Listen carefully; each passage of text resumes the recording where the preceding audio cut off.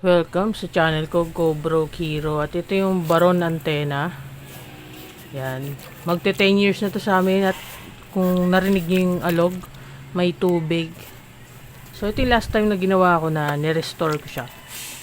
Dahil nga luma na siya, bakbak na siya. Pininturahan ko siya ng sealant. So yan, sinilagyan ko na siya ng sealant, pero anong nangyari, may tubig pa rin siya sa loob. At mukhang hindi sa ulan, sa labas galing yung tubig. Mukhang galing sa moisture. Mahamog pag umaga. So ayan, pinutok ko na siya, binutas ko. Ginamitan ko ng soldering rod, yung panghinang. At ayun, ang pinambutas ko. Ito yung, ganito yung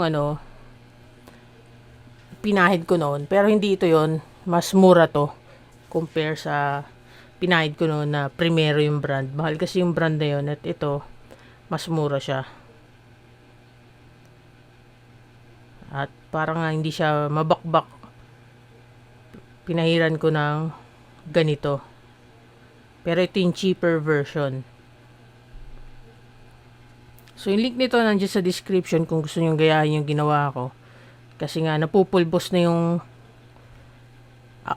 coating o yung layer ng Baron Antena ko. Exposed sa araw at sa weather nga yung Baron Antena, kaya ganun na nangyari sa kanya. Nabakbak o napupulbos na yung sa taas, tapos pinapatungan pa ng mga ibon. Kaya yung taas niya ay nababakbak.